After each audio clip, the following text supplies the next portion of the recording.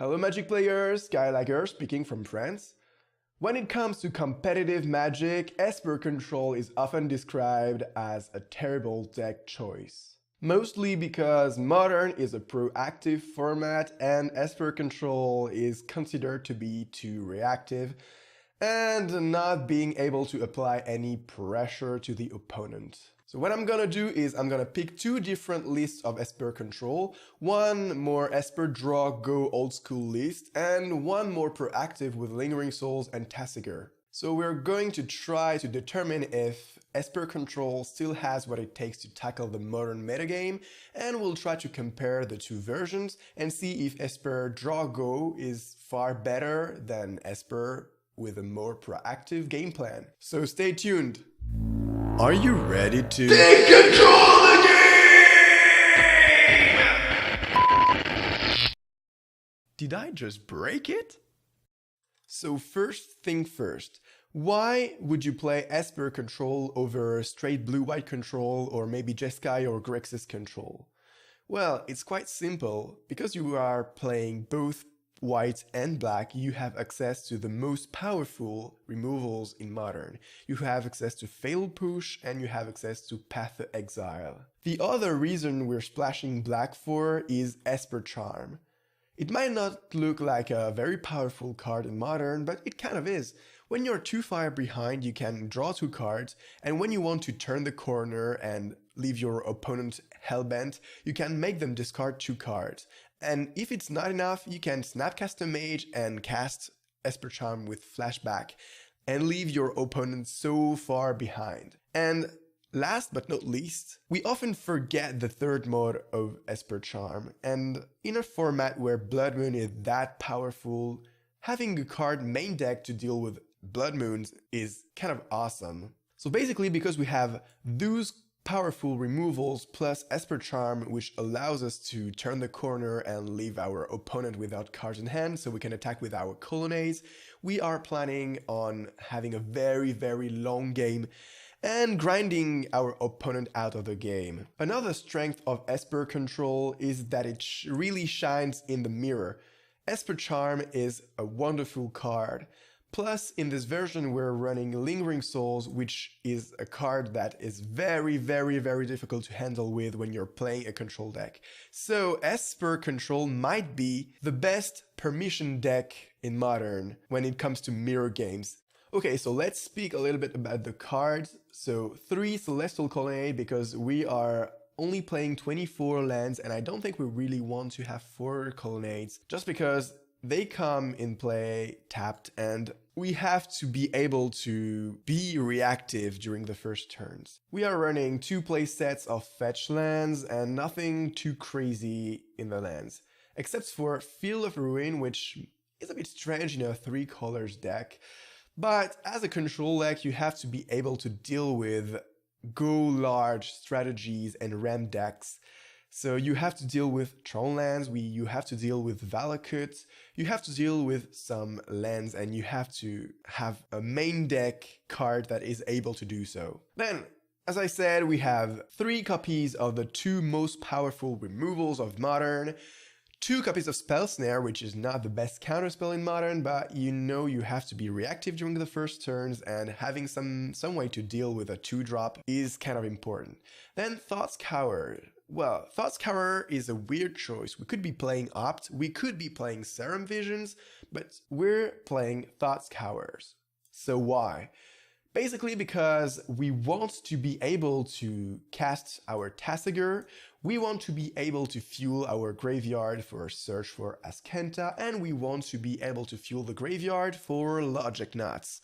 So we're a very graveyard dependent deck, even though it's not our main strategy, but we kind of are quite vulnerable to Rest in Peace and Graveyard Disruption. Thought's Cower is also a good card in this deck because if you mill over a Lingering Souls, you will be able to flash it back and cast it. So if you mill over a Lingering Souls, you draw a card, plus you have access to another card and you make some value. Then a single negate, just because it's great in combo games and also when you're facing Tron stuff. Search for Ascenta because this is just an awesome card in control decks. For Snapcaster Mages, of course, because we have those fantastic removals. Lingering Souls is both our win condition and a way to stay alive. You can play Lingering Souls and chump block for turns when you're playing against an aggro deck. And then you can just turn the corner, maybe cast a Supreme Verdict and cast a Tasigur or start attacking with the Colonnades. If you're playing against a control deck, well, that's perfect because they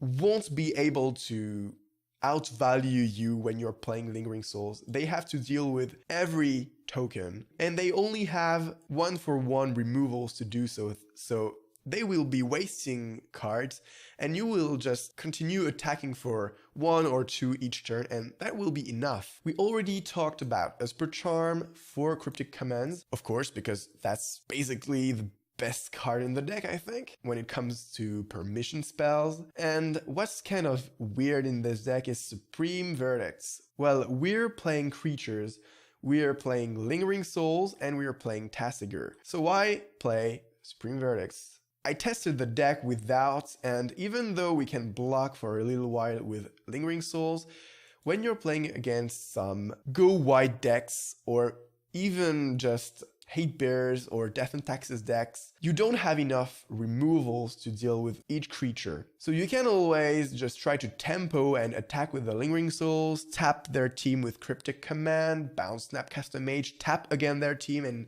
continue attacking with Lingering Souls and Colonnades. But most of the times it won't be enough. So you have to reset the game, and even if you're killing your souls, it doesn't really matter because you can flash them back and you have 4 copies, so it's better staying alive and try not to kill your Lingering Souls. Tasigur, the Golden Fang, is kind of a finisher too. It's kind of easy to cast because of Thought Scour and the fetches. Late game, you easily can activate its ability and have some more value out of your graveyard. Let's talk a little bit about the sideboard. 1 Celestial Purge to deal with Blood Moons and Lilianas and Death Shadows, Tasigurs, Gurmag Anglers, Grim Flyers, whatever. This is basically a very versatile card in your sideboard slot. 2 Stony Silence because we are not that well tuned for Lantern control games and we may be a bit too slow against Affinity sometimes, and we may want also to just slow down Tron decks. So that's basically a great slot for this. So Rune Halo is great against Burn, it's great against most of the combo strategies. It's also great against some very specific aggro decks such as Grixis Death Shadow or maybe just Jund or 5 colors Death Shadow. It's also kind of good against Eldratron because you can name Thought-Knot Seer or maybe just Reality Smasher, and not having to play around those cards anymore is fantastic. Dispel is good in mirror matches, but also in some combo matches, and such as Vendilion Click. Vendilion Click can be good in mirror matches because your opponent is very likely to have boarded out most of their removal spells, and Vendilion Click is also terrific against Tron decks or against most of the combo decks because it both applies pressure and allows you to see what's going on in your opponent's hand. Surgical Extraction for combo matches too, and in combination with Field of Ruin for Tron or Valakut matchups. Thoughtseize because we're not that strong against combo game 1 and we really want to win game 2 and game 3 if we lose the first one. So Thoughtseize basically allows you to see what's going on in your opponent's hand and disrupt them of their most important combo piece or maybe of a combo piece that you cannot interact with. And another Supreme Verdict for creature-based decks when Lingering Souls are not enough and when you don't have enough removals just to deal with every creatures. Alright, enough chit chat, see you in the games videos.